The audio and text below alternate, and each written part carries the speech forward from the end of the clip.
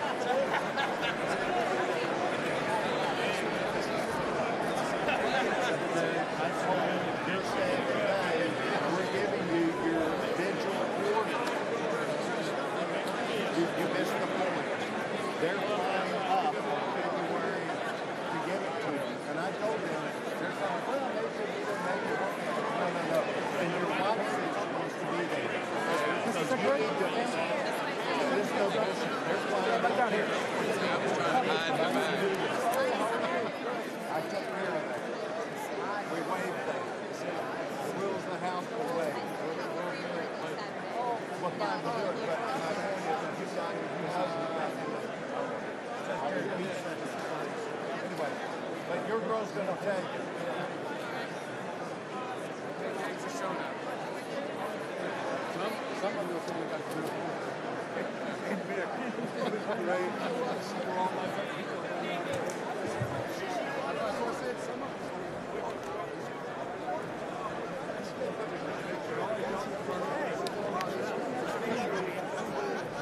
We just need to make a clear spot.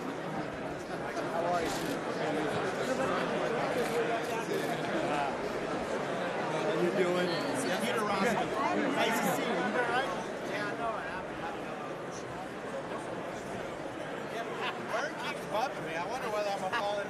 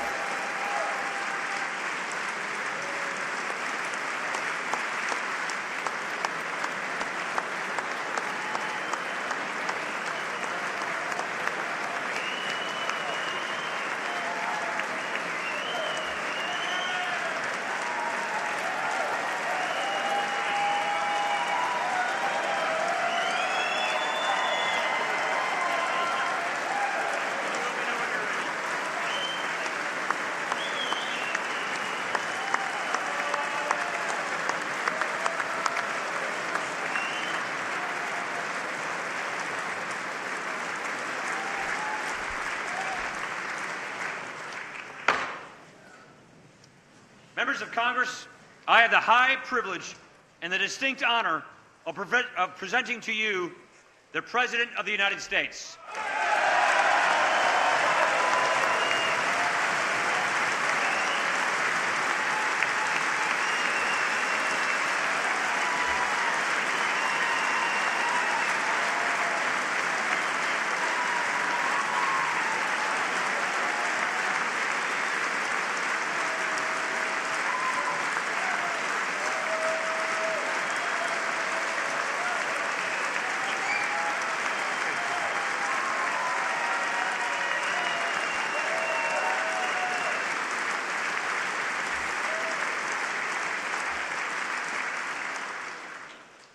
Mr. Speaker, Mr. Vice President, members of Congress, the First Lady of the United States, and my fellow Americans.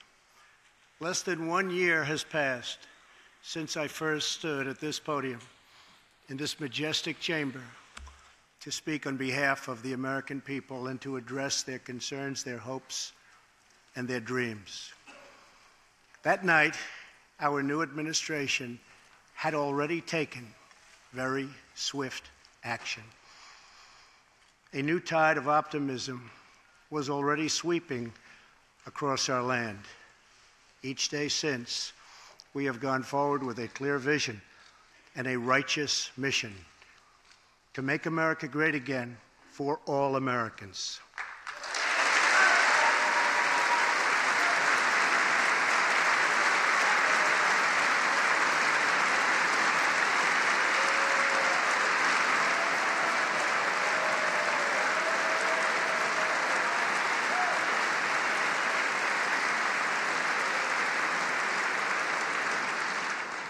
Over the last year, we have made incredible progress and achieved extraordinary success.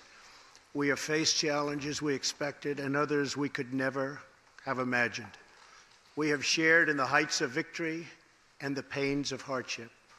We have endured floods and fires and storms. But through it all, we have seen the beauty of America's soul and the steel in America's spine.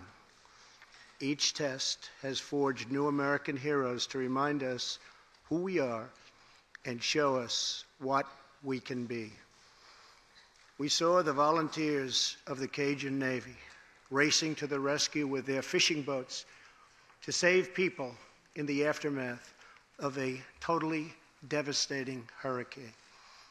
We saw strangers shielding strangers from a hail of gunfire on the Las Vegas Strip. We heard tales of Americans like Coast Guard Petty Officer Ashley Leopard, who is here tonight in the gallery with Melania.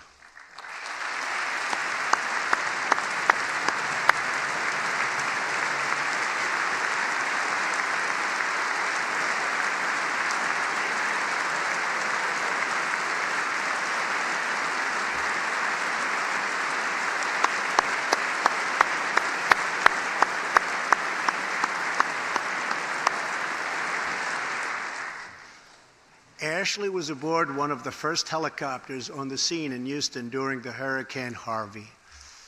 Through 18 hours of wind and rain, Ashley braved live power lines and deep water to help save more than 40 lives.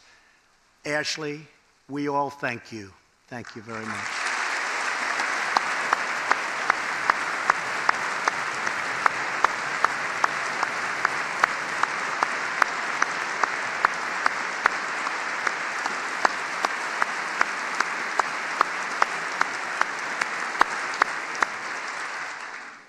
We heard about Americans like firefighter David Dahlberg. He's here with us also.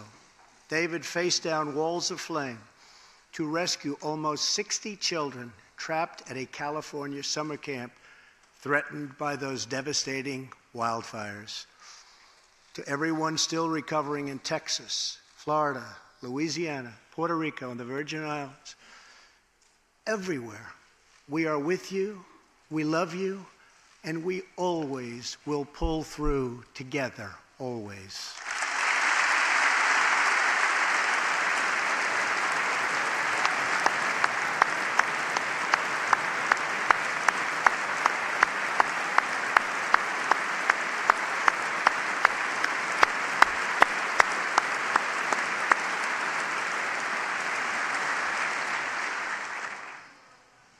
Thank you to David and the brave people of California. Thank you very much, David. Great job. Some trials over the past year touched this chamber very personally.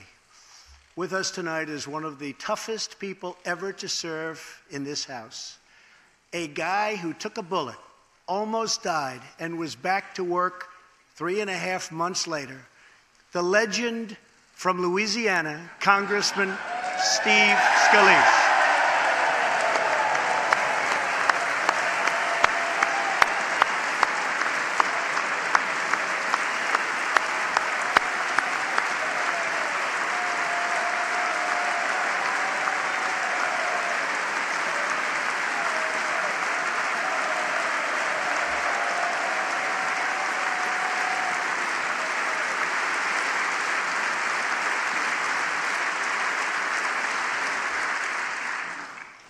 I think they like you, Steve.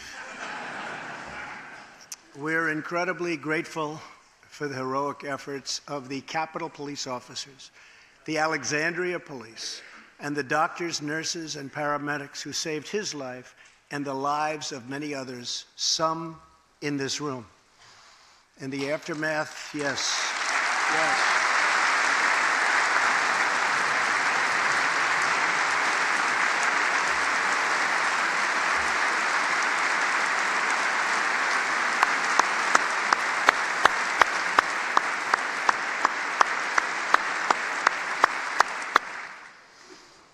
In the aftermath of that terrible shooting, we came together, not as Republicans or Democrats, but as representatives of the people.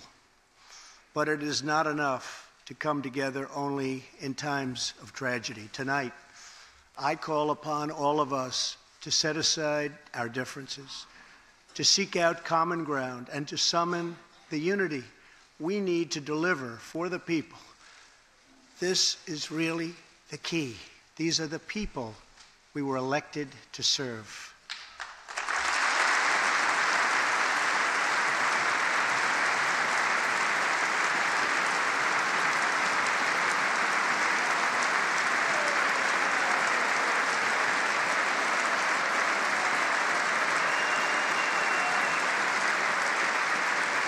Thank you. Over the last year, the world has seen what we always knew, that no people on earth are so fearless or daring or determined as Americans. If there is a mountain, we climb it. If there's a frontier, we cross it. If there's a challenge, we tame it. If there's an opportunity, we seize it.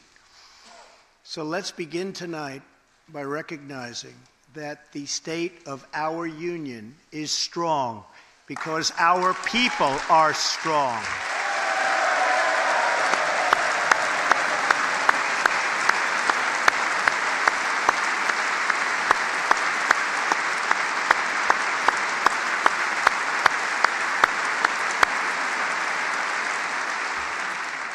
And together we are building a safe, strong, and proud America. Since the election, we have created 2.4 million new jobs,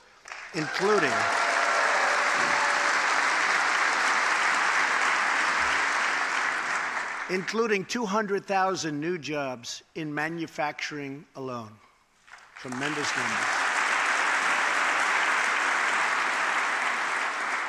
After years and years of wage stagnation, we are finally seeing rising wages.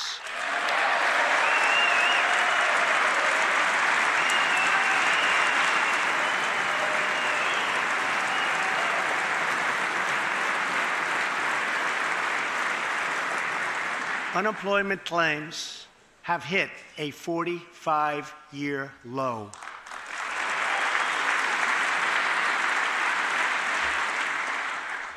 And something I'm very proud of, African American unemployment stands at the lowest rate ever recorded.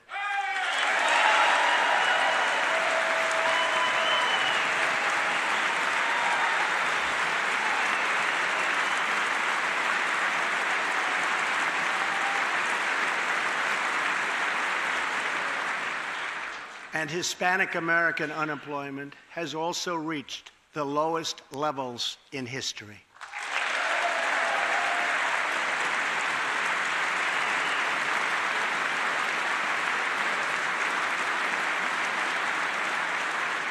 Small business confidence is at an all-time high. The stock market has smashed one record after another, gaining $8 trillion and more in value in just this short period of time. The great news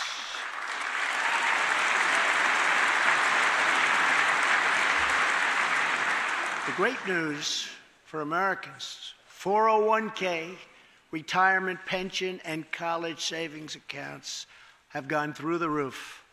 And just as I promised the American people from this podium 11 months ago, we enacted the biggest tax cuts and reforms in American history.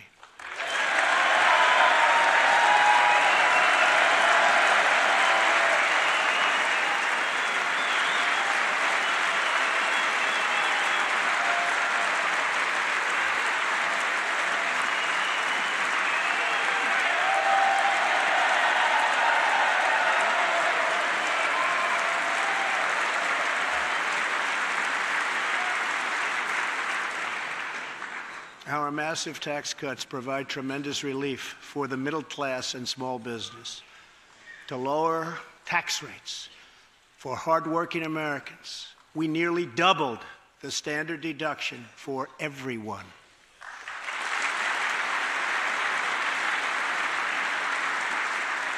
Now, the first $24,000 earned by a married couple is completely tax-free.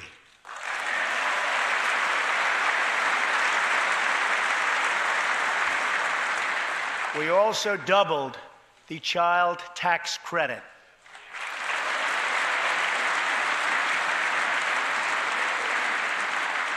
A typical family of four making $75,000 will see their tax bill reduced by $2,000, slashing their tax bill in half.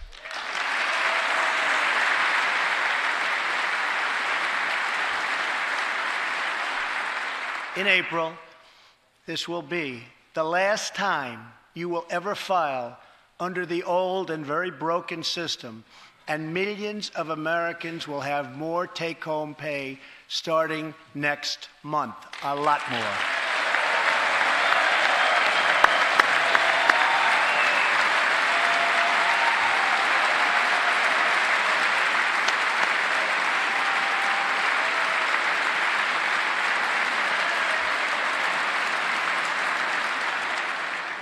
We eliminated an especially cruel tax that fell mostly on Americans making less than $50,000 a year, forcing them to pay tremendous penalties simply because they couldn't afford government-ordered health plans. We repealed the core of the disastrous Obamacare. The individual mandate is now gone. Thank heaven.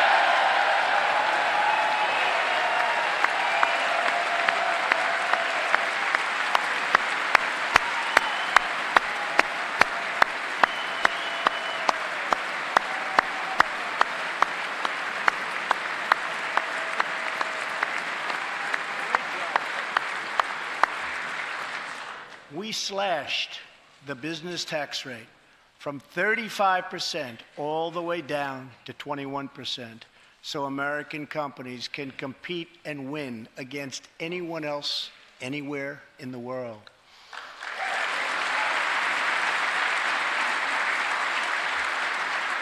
These changes alone are estimated to increase average family income by more than $4,000.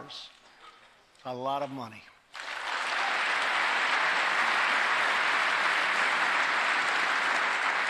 Small businesses have also received a massive tax cut and can now deduct 20% of their business income. Here tonight are Steve Staub and Sandy Keplinger of Staub Manufacturing, a small, beautiful business in Ohio. They've just finished the best year in their 20-year history.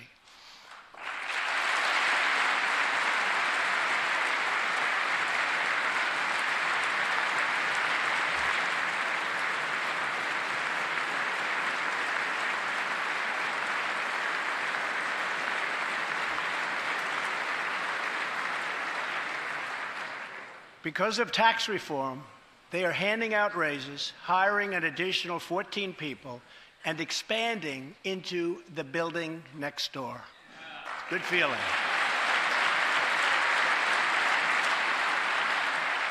One of Staub's employees, Corey Adams, is also with us tonight. Corey is an all-American worker. He supported himself through high school, lost his job during the 2008 recession, and was later hired by Staub, where he trained to become a welder.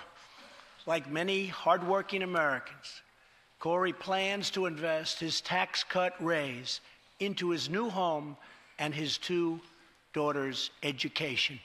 Corey, please stand.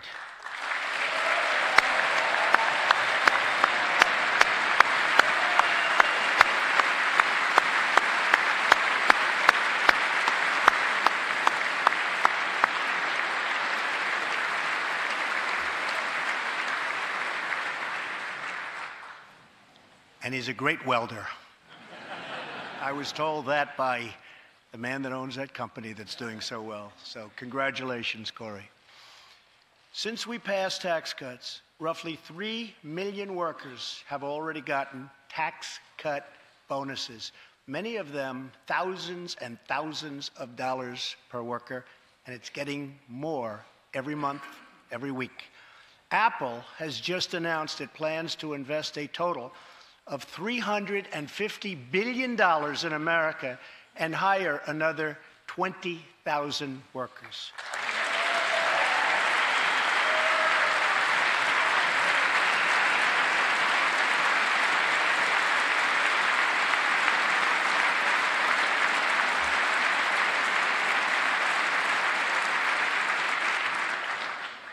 And just a little while ago, ExxonMobil announced a $50 billion investment in the United States, just a little while ago.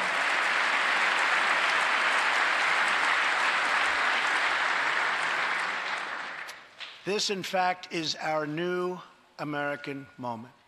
There has never been a better time to start living the American dream.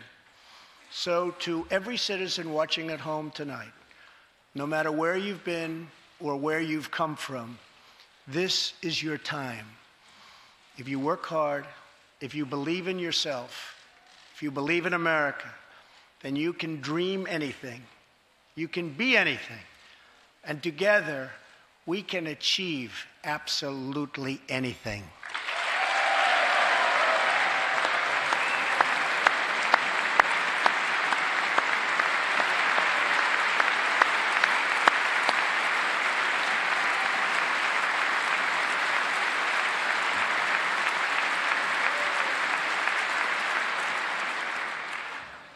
Tonight, I want to talk about what kind of future we're going to have and what kind of a nation we're going to be.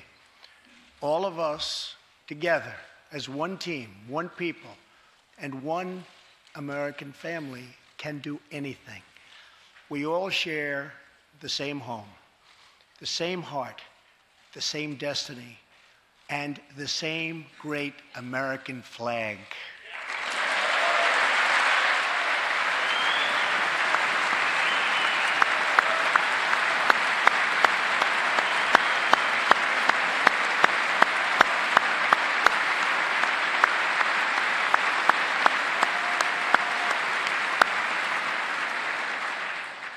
Together, we are rediscovering the American way. In America, we know that faith and family, not government and bureaucracy, are the center of American life. The motto is, "In God we trust."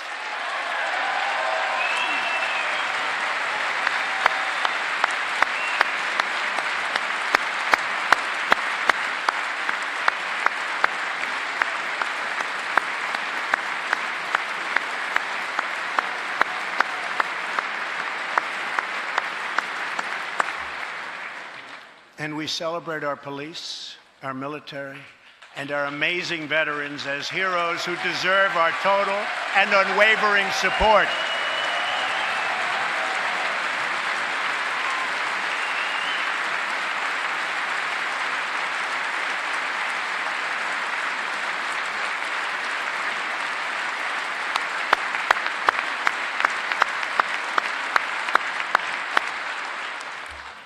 Here tonight is Preston Sharp, a 12-year-old boy from Redding, California, who noticed that veterans' graves were not marked with flags on Veterans Day. He decided all by himself to change that and started a movement that has now placed 40,000 flags at the graves of our great heroes. Preston, a job well done.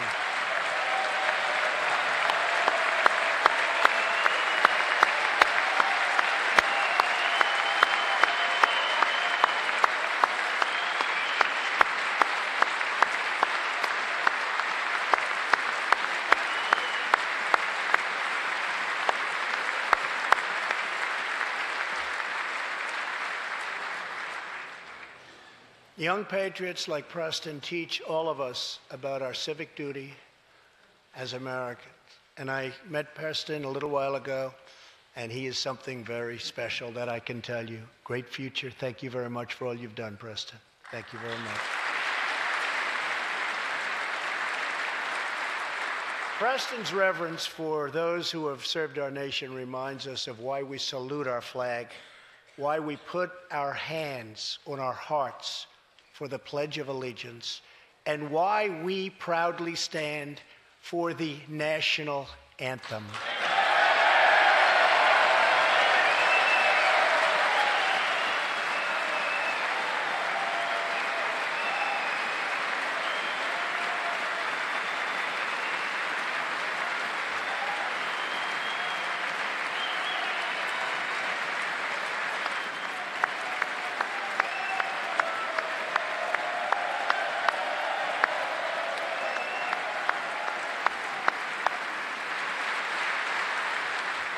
Americans love their country, and they deserve a government that shows them the same love and loyalty in return. For the last year, we have sought to restore the bonds of trust between our citizens and their government.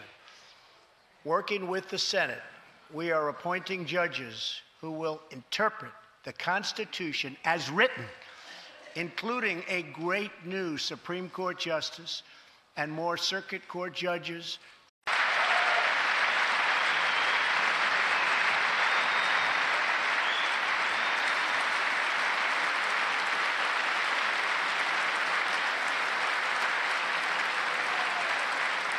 And we are serving our brave veterans, including giving our veterans choice in their health care decisions.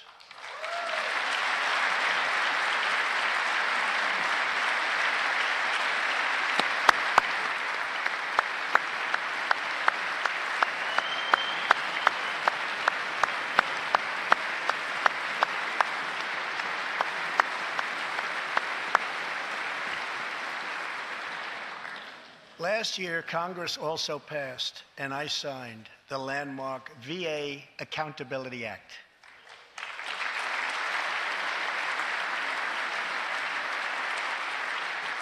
Since its passage, my administration has already removed more than 1,500 VA employees who failed to give our veterans the care they deserve, and we are hiring talented people who love our vets as much as we do.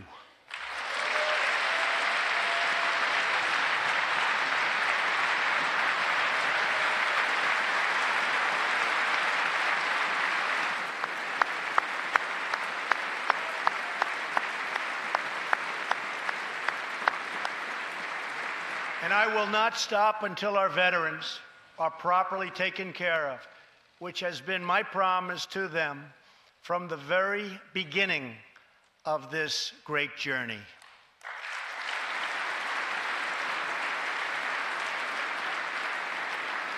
All Americans deserve accountability and respect, and that's what we are giving to our wonderful heroes, our veterans. Thank you.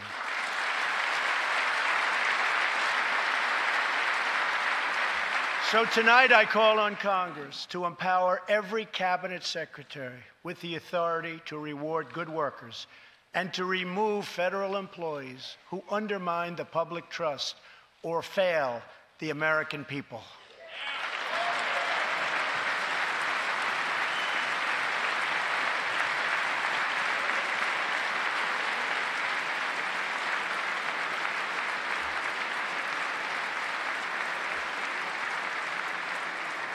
in our drive to make Washington accountable, we have eliminated more regulations in our first year than any administration in the history of our country.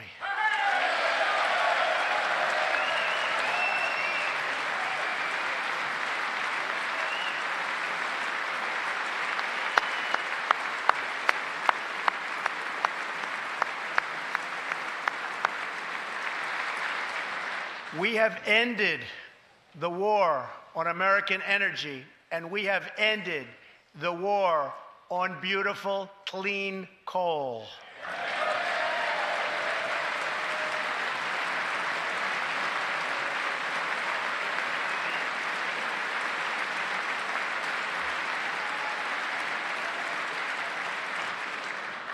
We are now very proudly an exporter of energy to the world.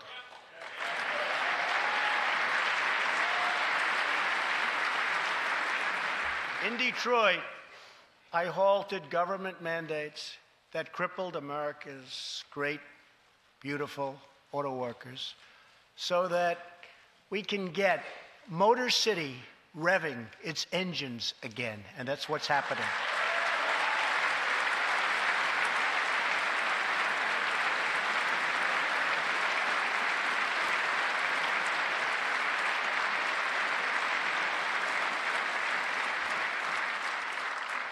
Many car companies are now building and expanding plants in the United States, something we haven't seen for decades. Chrysler is moving a major plant from Mexico to Michigan. Toyota and Mazda are opening up a plant in Alabama, a big one, and we haven't seen this in a long time. It's all coming back.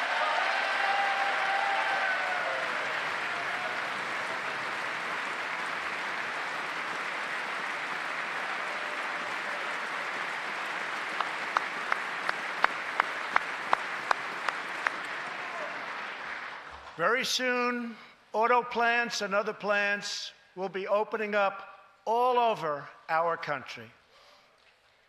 This is all news Americans are totally unaccustomed to hearing. For many years, companies and jobs were only leaving us. But now, they are roaring back, they're coming back, they want to be where the action is, they want to be in the United States of America. That's where they want to be.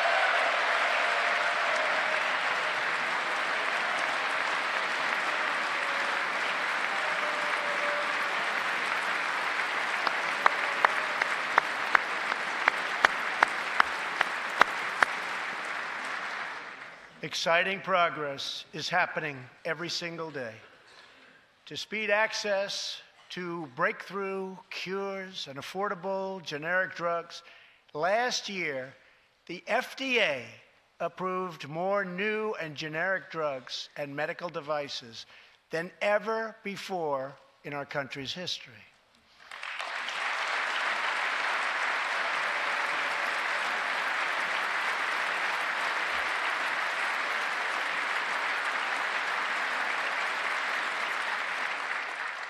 We also believe that patients with terminal conditions, terminal illness, should have access to experimental treatment immediately that could potentially save their lives.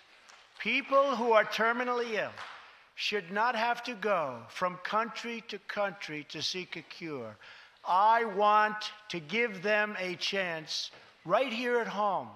It's time for Congress to give these wonderful, incredible Americans the right to try.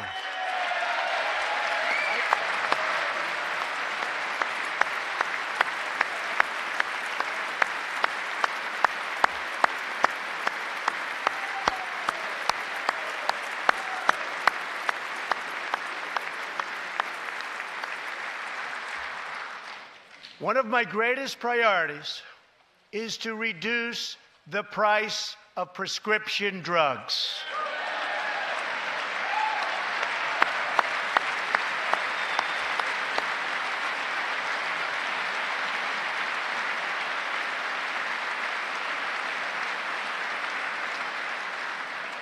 In many other countries, these drugs cost far less than what we pay in the United States, and it's very, very unfair. That is why I've directed my administration to make fixing the injustice of high drug prices one of my top priorities for the year.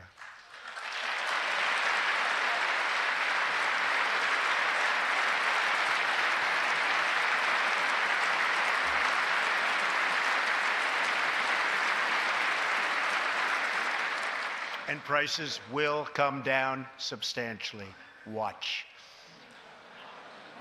America has also finally turned the page on decades of unfair trade deals that sacrificed our prosperity and shipped away our companies, our jobs, and our wealth. Our nation has lost its wealth, but we're getting it back so fast. The era of economic surrender is totally over. From now on, we expect trading relationships to be fair and, very importantly, reciprocal.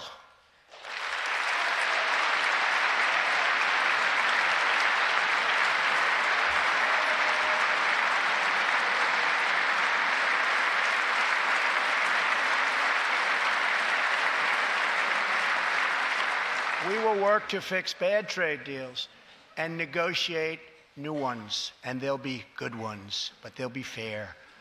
And we will protect American workers and American intellectual property through strong enforcement of our trade rules.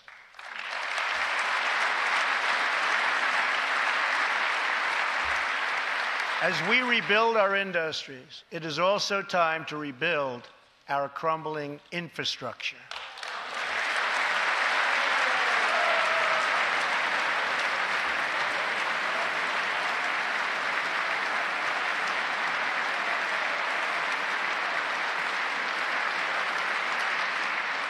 America is a nation of builders.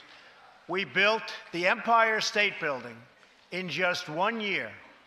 Isn't it a disgrace that it can now take 10 years just to get a minor permit approved for the building of a simple road?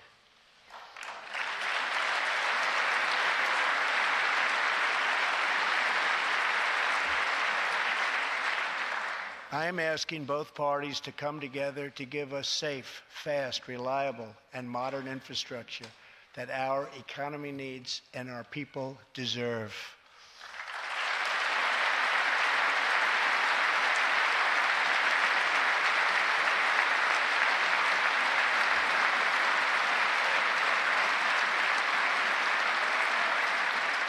Tonight, I'm calling on Congress to produce a bill that generates at least $1.5 trillion for the new infrastructure investment that our country so desperately needs. Every federal dollar should be leveraged by partnering with state and local governments and, where appropriate, tapping into private sector investment to permanently fix the infrastructure deficit, and we can do it.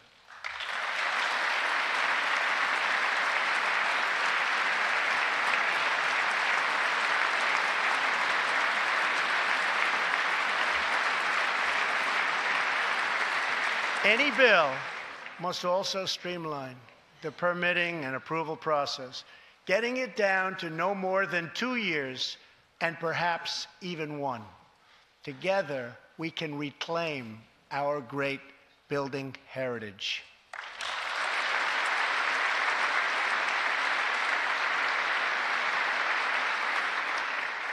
We will build gleaming new roads, bridges, highways, railways, and waterways all across our land.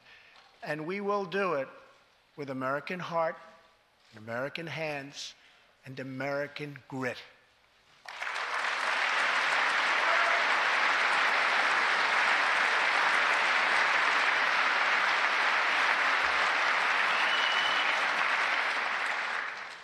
We want every American to know the dignity of a hard day's work. We want every child to be safe in their home at night. And we want every citizen to be proud of this land that we all love so much. We can lift our citizens from welfare to work, from dependence to independence, and from poverty to prosperity.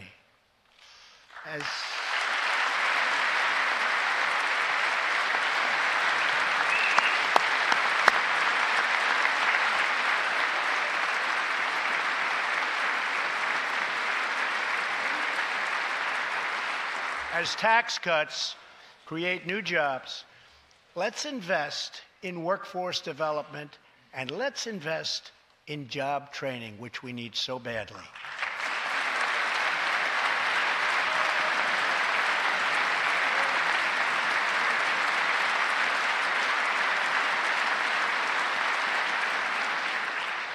Let's open great vocational schools so our future workers can learn a craft and realize their full potential.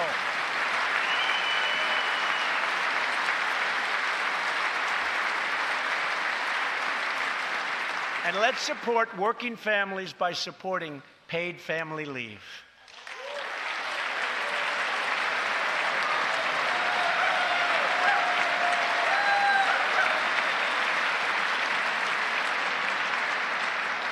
As America regains its strength, opportunity must be extended to all citizens.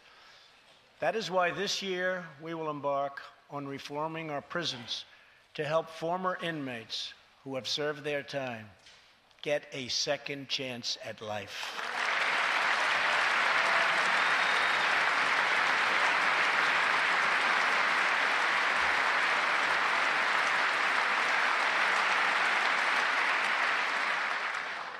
Struggling communities, especially immigrant communities, will also be helped by immigration policies that focus on the best interests of American workers and American families.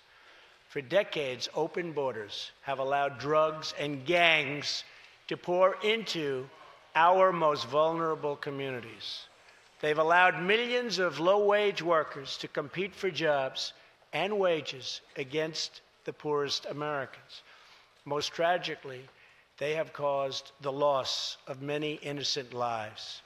Here tonight are two fathers and two mothers, Evelyn Rodriguez, Freddie Cuevas, Elizabeth Alvarado, and Robert Mickens. Their two teenage daughters, Kayla Cuevas and Nisa Mickens, were close friends on Long Island. But in September 2016, on the eve of Nisa's 16th birthday, such a happy time it should have been, neither of them came home. These two precious girls were brutally murdered while walking together in their hometown. 6 members of the savage MS-13 gang have been charged with Kayla and Nisa's murders.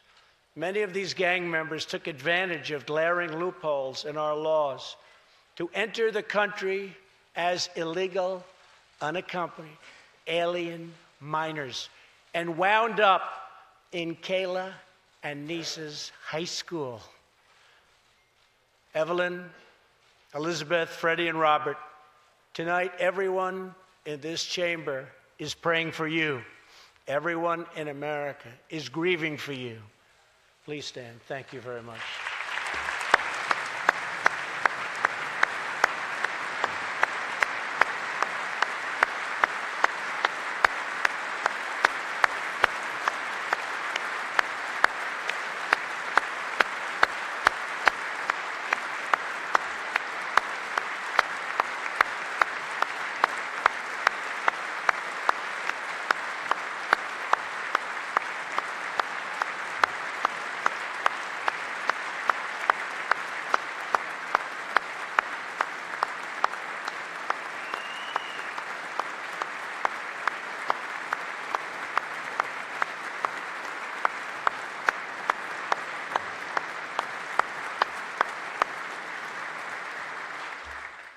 I want you to know that 320 million hearts are right now breaking for you. We love you. Thank you.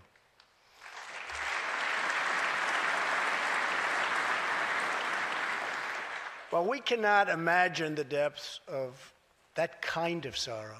We can make sure that other families never have to endure this kind of pain. Tonight, I am calling on Congress to finally close the deadly loopholes that have allowed MS-13 and other criminal gangs to break into our country. We have proposed new legislation that will fix our immigration laws and support our ICE and Border Patrol agents. These are great people. These are great, great people that work so hard in the midst of such danger, so that this can never happen again.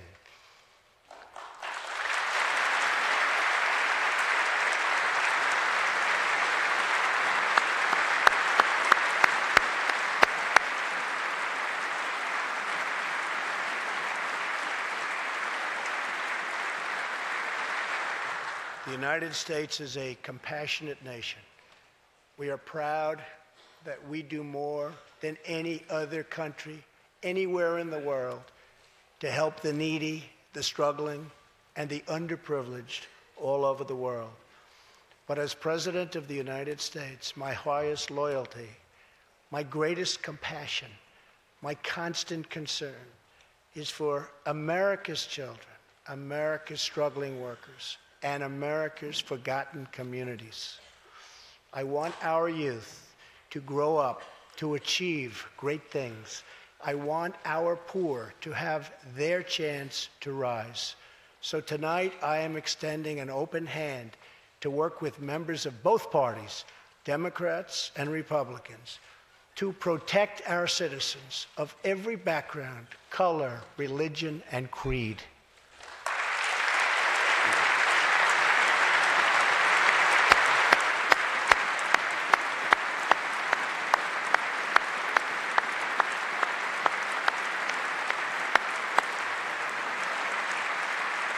My duty, and the sacred duty of every elected official in this chamber, is to defend Americans, to protect their safety, their families, their communities, and their right to the American dream. Because Americans are dreamers too.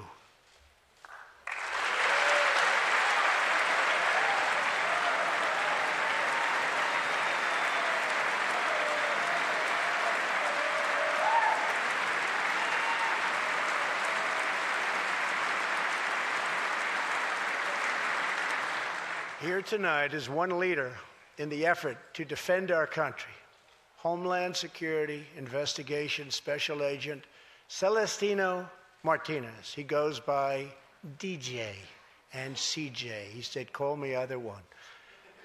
So we'll call you CJ. Served 15 years in the Air Force before becoming an ICE agent and spending the last 15 years fighting gang violence and getting dangerous criminals off of our streets. Tough job. At one point, MS-13 leaders ordered CJ's murder, and they wanted it to happen quickly. But he did not cave to threats or to fear. Last May, he commanded an operation to track down gang members on Long Island. His team has arrested nearly 400, including more than 220 MS-13 gang members. And I have to tell you, what the Border Patrol and ICE have done, we have sent thousands and thousands and thousands of MS-13 horrible people out of this country or into our prisons. So I just want to congratulate you, CJ. You're a brave guy. Thank you very much.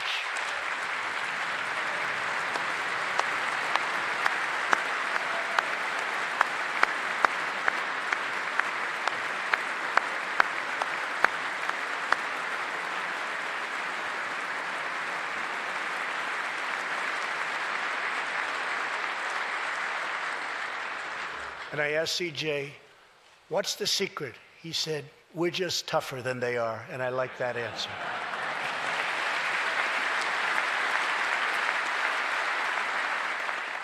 Now let's get Congress to send you, and all of the people in this great chamber have to do it. We have no choice. CJ, we're going to send you reinforcements, and we're going to send them to you quickly. It's what you need.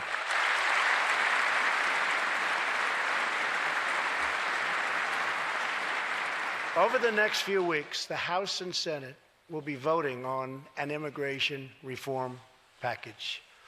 In recent months, my administration has met extensively with both Democrats and Republicans to craft a bipartisan approach to immigration reform. Based on these discussions, we presented Congress with a detailed proposal that should be supported by both parties as a fair compromise, one where nobody gets everything they want, but where our country gets the critical reforms it needs and must have.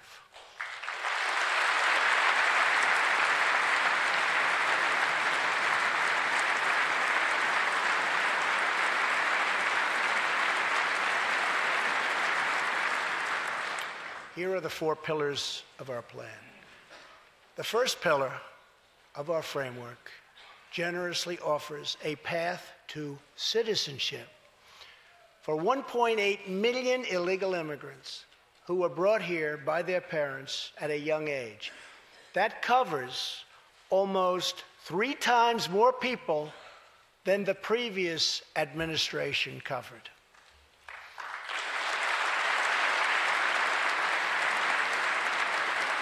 Under our plan, those who meet education and work requirements and show good moral character will be able to become full citizens of the United States over a 12-year period.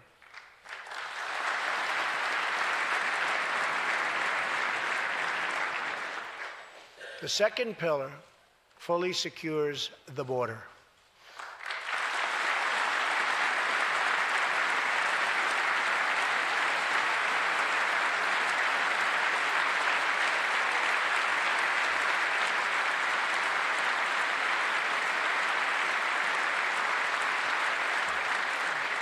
That means building a great wall on the southern border, and it means hiring more heroes like CJ to keep our communities safe.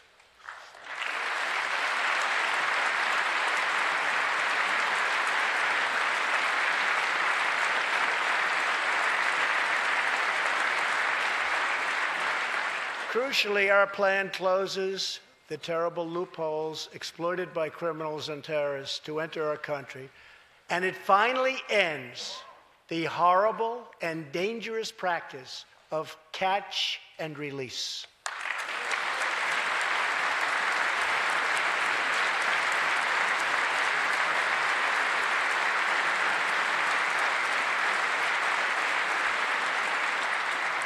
The third pillar ends the visa lottery, a program that randomly hands out green cards without any regard for skill, merit, or the safety of American people.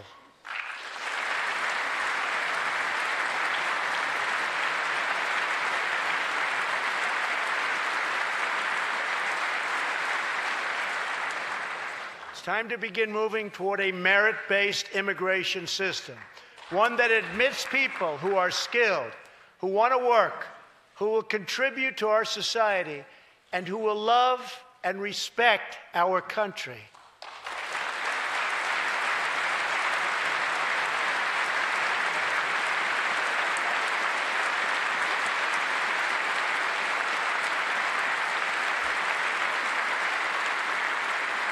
The fourth and final pillar protects the nuclear family by ending chain migration.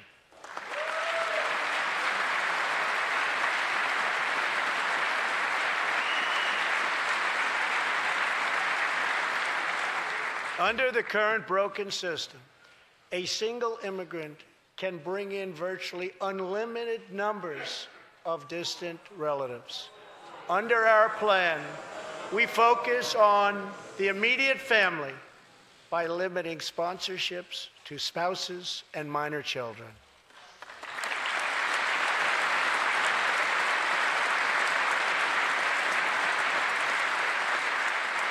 This vital reform is necessary not just for our economy, but for our security and for the future of America.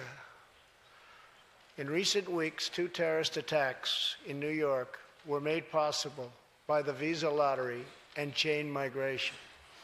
In the age of terrorism, these programs present risks we can just no longer afford.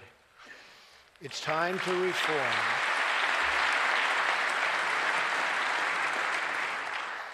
these outdated immigration rules and finally bring our immigration system into the 21st century.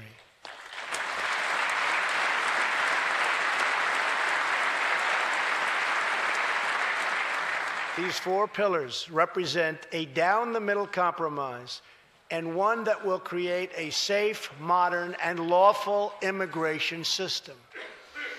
For over 30 years, Washington has tried and failed to solve this problem. This Congress can be the one that finally makes it happen. Most importantly, these 4 pillars will produce legislation that fulfills my ironclad pledge to sign a bill that puts America first.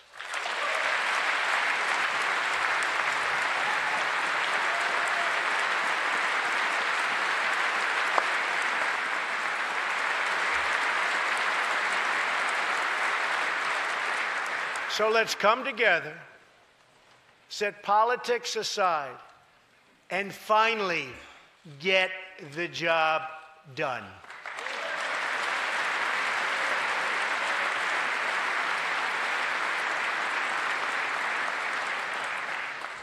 These reforms will also support our response to the terrible crisis of opioid and drug addiction.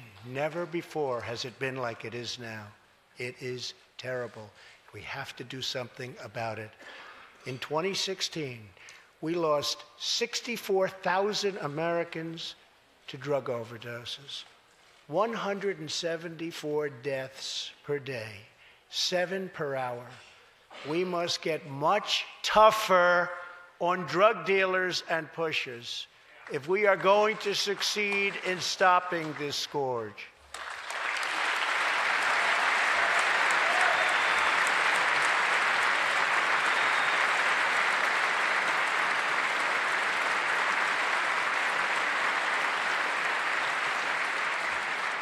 My administration is committed to fighting the drug epidemic and helping get treatment for those in need, for those who have been so terribly hurt. The struggle will be long and it will be difficult, but as Americans always do, in the end, we will succeed, we will prevail.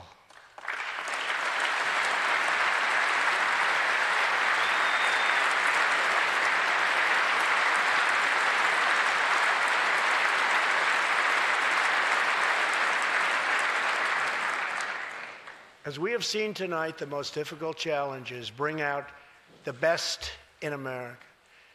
We see a vivid expression of this truth in the story of the Holetz family of New Mexico. Ryan Holetz is 27 years old, an officer with the Albuquerque Police Department. He's here tonight with his wife, Rebecca.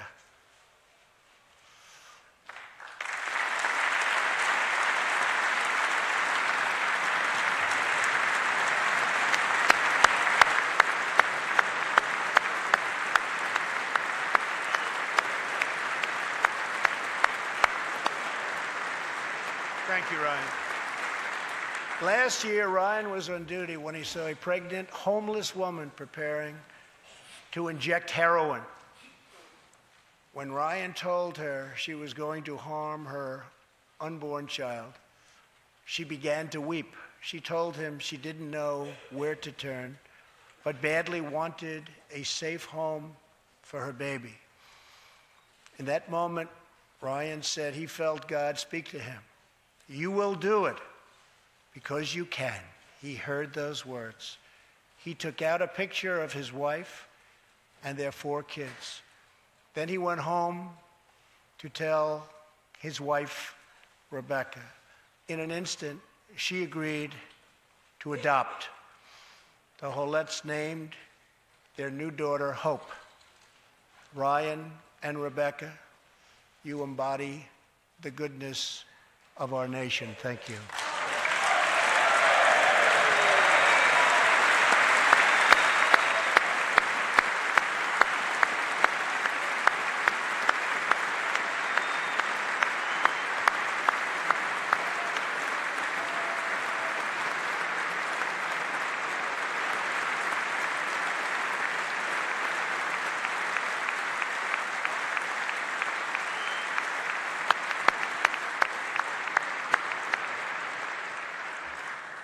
Thank you, Ryan and Rebecca.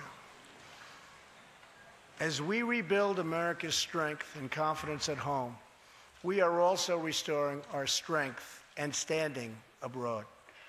Around the world, we face rogue regimes, terrorist groups, and rivals like China and Russia that challenge our interests, our economy, and our values.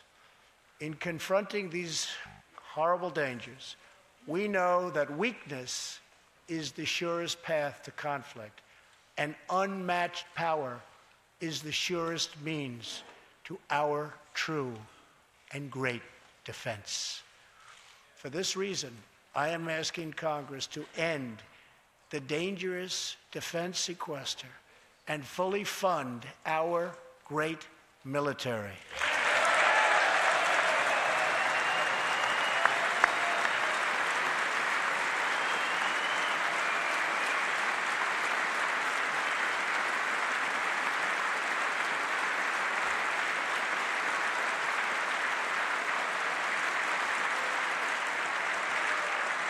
As part of our defense, we must modernize and rebuild our nuclear arsenal, hopefully never having to use it, but making it so strong and so powerful that it will deter any acts of aggression by any other nation or anyone else.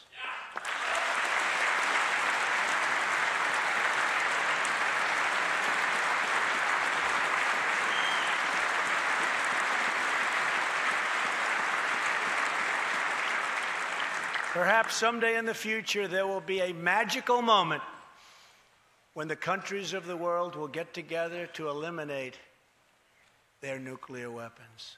Unfortunately, we are not there yet, sadly. Last year, I also pledged that we would work with our allies to extinguish ISIS from the face of the earth. 1 year later, I am proud to report that the coalition to defeat ISIS has liberated very close to 100% of the territory just recently held by these killers in Iraq and in Syria and in other locations as well.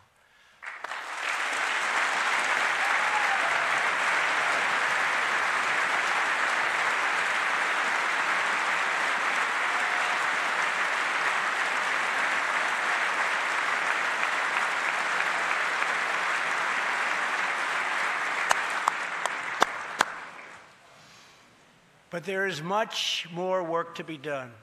We will continue our fight until ISIS is defeated. Army Staff Sergeant Justin Peck is here tonight. Near Raqqa last November, Justin and his comrade, Chief Petty Officer Kenton Stacy, were on a mission to clear buildings that ISIS had rigged with explosives, so that civilians could return to that city, hopefully soon and hopefully safely. Clearing the second floor of a vital hospital, Kenton Stacy was severely wounded by an explosion. Immediately, Justin bounded into the booby-trapped and through emergency surgery. Kenton Stacy would have died if it were not for Justin's selfless love for his fellow warrior. Tonight, Kenton is recovering in Texas. Raqqa is liberated, and Justin is wearing his new Bronze Star with a V for valor. Staff Sergeant Peck, all of America salutes you.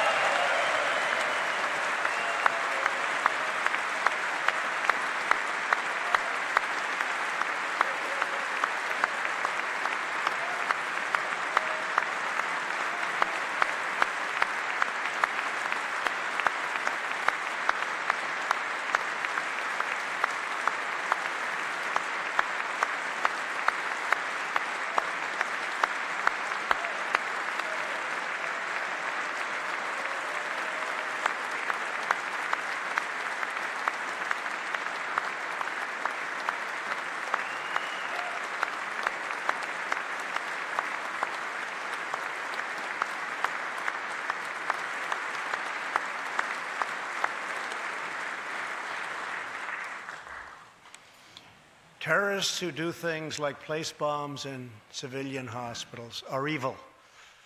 When possible, we have no choice but to annihilate them.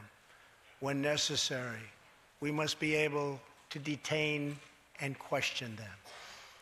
But we must be clear. Terrorists are not merely criminals. They are unlawful enemy combatants.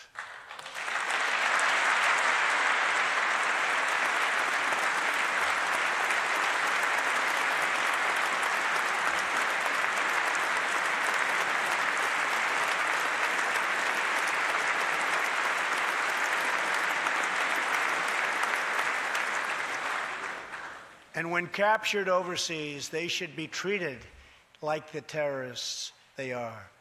In the past, we have foolishly released hundreds and hundreds of dangerous terrorists, only to meet them again on the battlefield, including the ISIS leader, al-Baghdadi, who we captured, who we had, who we released.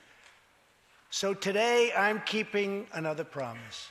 I just signed, prior to walking in, an order directing Secretary Mattis, who is doing a great job. Thank you.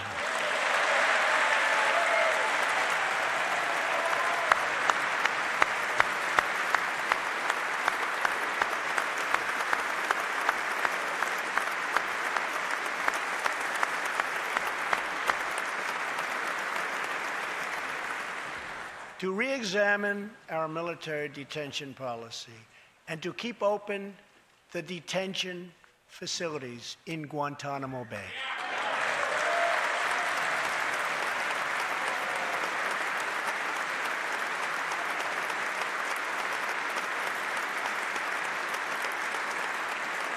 I am asking Congress to ensure that in the fight against ISIS and al-Qaeda, we continue to have all necessary power to detain terrorists wherever we chase them down, wherever we find them.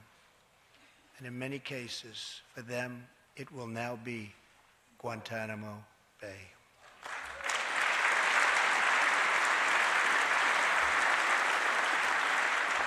At the same time, as of a few months ago, our warriors in Afghanistan have new rules of engagement.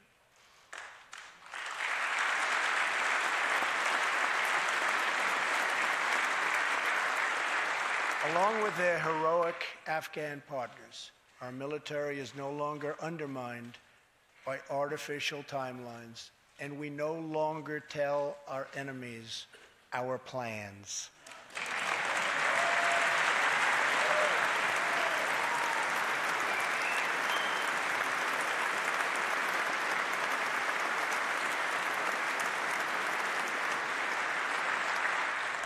Last month, I also took an action endorsed unanimously by the U.S. Senate just months before. I recognized Jerusalem as the capital of Israel.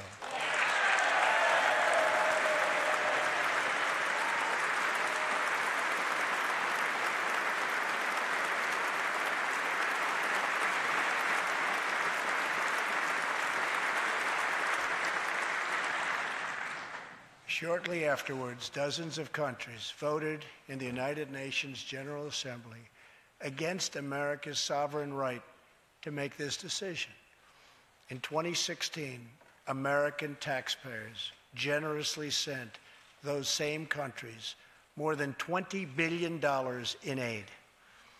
That is why tonight I am asking Congress to pass legislation to help ensure American foreign assistance dollars always serve American interests and only go to friends of America, not enemies of America.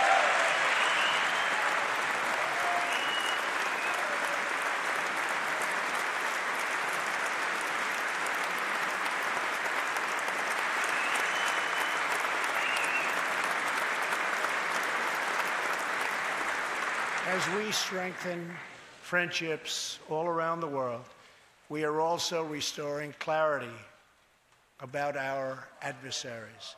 When the people of Iran rose up against the crimes of their corrupt dictatorship, I did not stay silent. America stands with the people of Iran in their courageous struggle for freedom.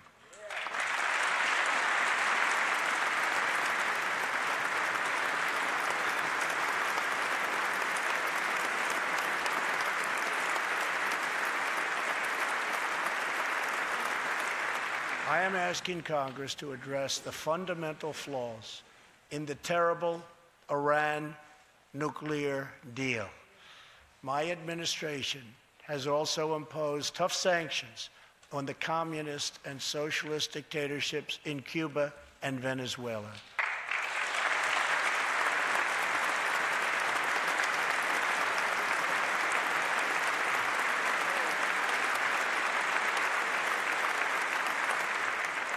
But no regime has oppressed its own citizens more totally or brutally than the cruel dictatorship in North Korea. North Korea's reckless pursuit of nuclear missiles could very soon threaten our homeland. We are waging a campaign of maximum pressure to prevent that from ever happening. Past experience has taught us that complacency and concessions only invite aggression and provocation. I will not repeat the mistakes of past administrations that got us into this very dangerous position. We need only look at the depraved character of the North Korean regime to understand the nature of the nuclear threat it could pose to America and to our allies. Otto Warmbier was a hard-working student at the University of Virginia, and a great student he was. On his way to study abroad in Asia, Otto joined a tour to North Korea. At its conclusion, this wonderful young man was arrested and charged with crimes against the state. After a shameful trial, the dictatorship sentenced Otto to 15 years of hard labor before returning him to America last June, horribly injured and on the verge of death. He passed away just days after his return. Otto's wonderful parents, Fred and Cindy Warmbier, are here with us tonight, along with Otto's brother and sister, Austin and Greta. Please.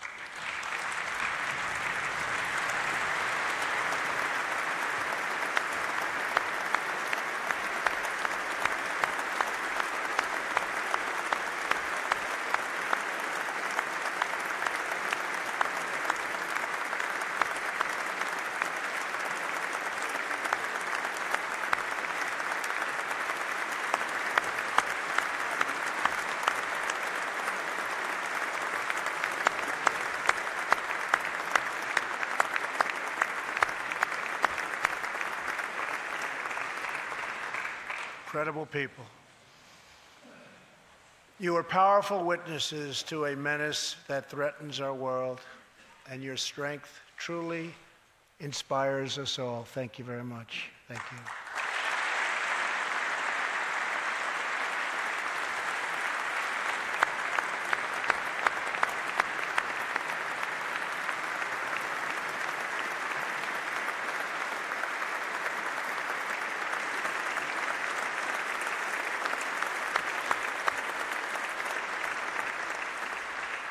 Tonight, we pledge to honor Otto's memory with total American resolve.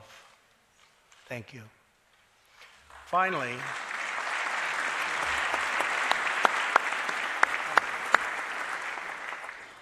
we are joined by one more witness to the ominous nature of this regime. His name is Mr. Ji Sung-ho. In 1996, Sung-ho was a starving boy in North Korea. One day he tried to steal coal from a railroad car to barter for a few scraps of food, which were very hard to get. In the process, he passed out on the train tracks, exhausted from hunger. He woke up as a train ran over his limbs. He then endured multiple amputations without anything to dull the pain or the hurt. His brother and sister gave what little food they had to help him recover and ate dirt themselves, permanently stunting their own growth. Later, he was tortured by North Korean authorities after returning from a brief visit to China. His tormentors wanted to know if he'd met any Christians. He had, and he resolved after that to be free. Sung-ho traveled thousands of miles on crutches all across China and Southeast Asia to freedom. Most of his family followed. His father was caught trying to escape and was tortured to death. Today, he lives in Seoul, where he rescues other defectors and broadcasts into North Korea what the regime fears most, the truth. Today, he has a new leg, but Sung-ho, I understand you still keep those old crutches as a reminder of how far you've come. Your great sacrifice is an inspiration to us all. Please, thank you.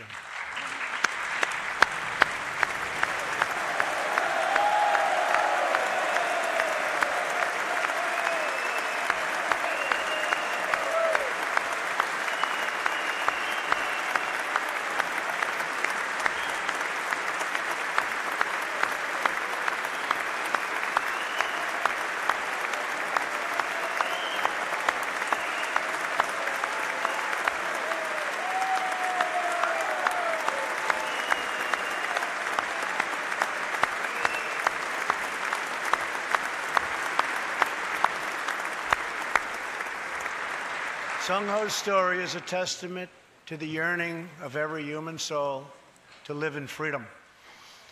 It was that same yearning for freedom that nearly 250 years ago gave birth to a special place called America. It was a small cluster of colonies caught between a great ocean and a vast wilderness. It was home to an incredible people with a revolutionary idea that they could rule themselves, that they could chart their own destiny, and that together they could light up the entire world. That is what our country has always been about. That is what Americans have always stood for, always strived for, and always done. Atop the dome of this Capitol stands the Statue of Freedom. She stands tall and dignified among the monuments to our ancestors who fought and lived and died to protect her. Monuments to Washington and Jefferson and Lincoln and King. Memorials to the heroes of Yorktown and Saratoga. To young Americans who shed their blood on the shores of Normandy and the fields beyond, and others who went down in the waters of the Pacific and the skies all over Asia. And freedom stands tall over one more monument, this one, this Capitol, this living monument. This is the monument to the American people.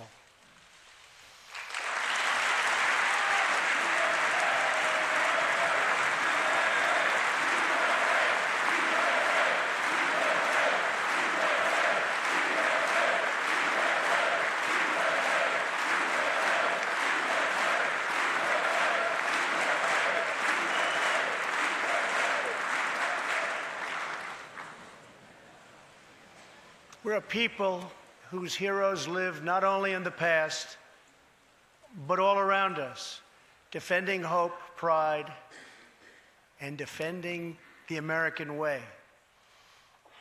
They work in every trade. They sacrifice to raise a family. They care for our children at home. They defend our flag abroad. And they are strong moms and brave kids. They are firefighters and police officers and border agents, medics and Marines. But above all else, they are Americans. And this capital, this city, this nation belongs entirely to them.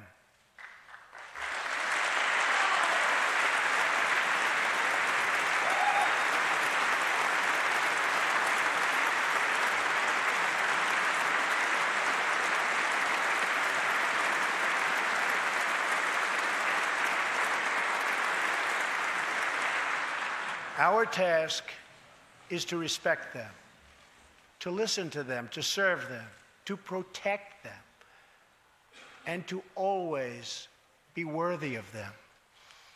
Americans fill the world with art and music. They push the bounds of science and discovery, and they forever remind us of what we should never, ever forget. The people dreamed this country. The people built this country.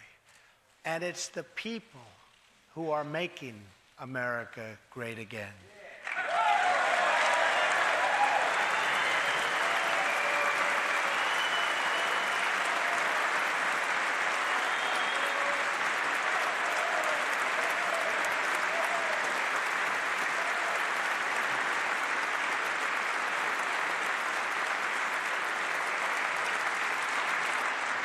As long as we are proud of who we are and what we are fighting for, there is nothing we cannot achieve.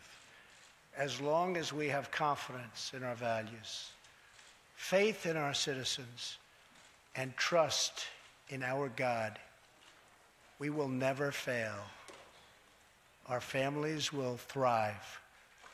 Our people will prosper.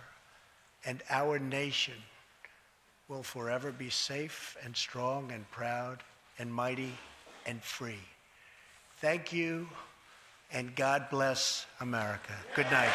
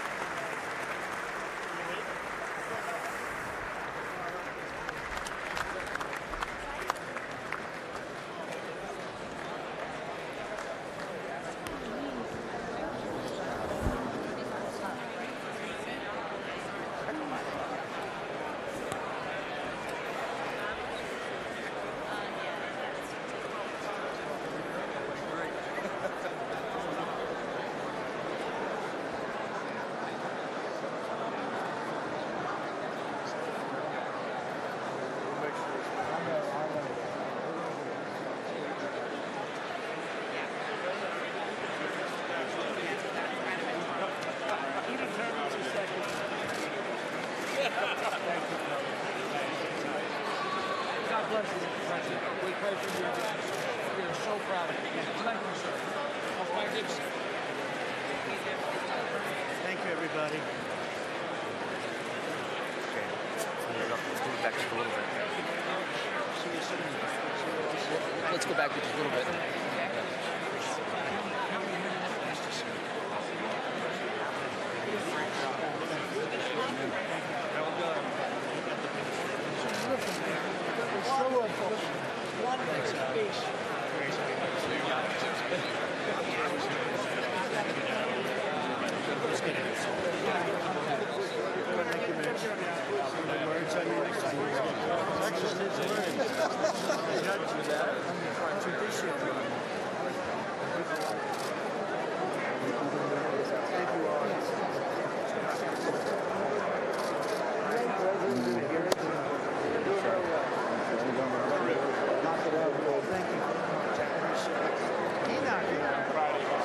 He's making us all look good.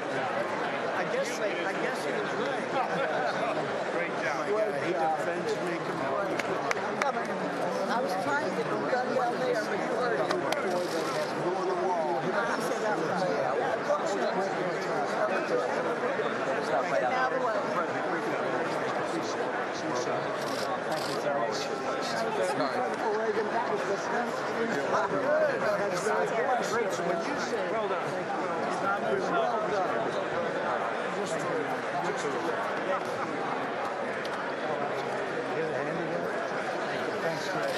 Thanks, fellas. Appreciate it, fellas.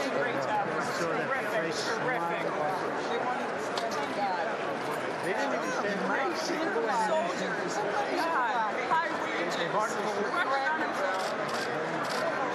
We love it. It's awesome. Can I get an autograph here on that? You can. Let's drop me down. Billy can. Thanks, Bill. Can we do another? My son's rating me on his three. He's right here.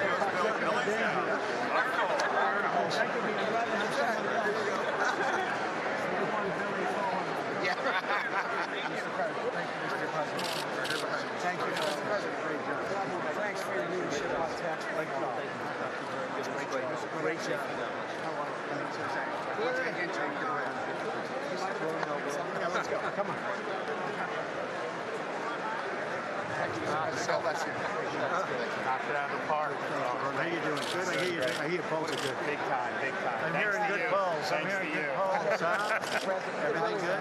New Jersey's Every new tweet's another 10 points for me. No, I'm doing good.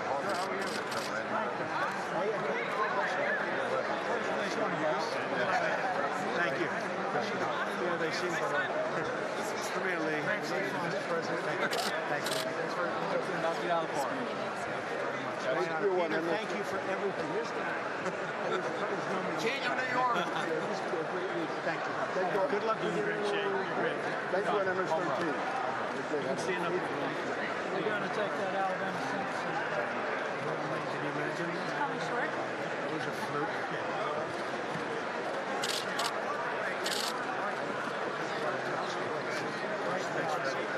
Great job. Thank you. You're driving Charlie 6 up the wall by doing such a good job. Oh, you? I think so. Home runners. Thank you. Home runners.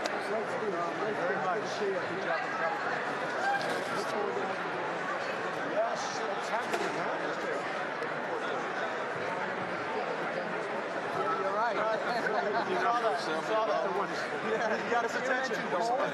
Great to meet you, President. Let's release the member. Oh, yeah. Oh, don't worry. 100%. Can you imagine that? Yes, sir. Doug. Last year. He'd be too angry. How you doing? How's it going? How's it chances? Good? Good. Get it done. Get it done.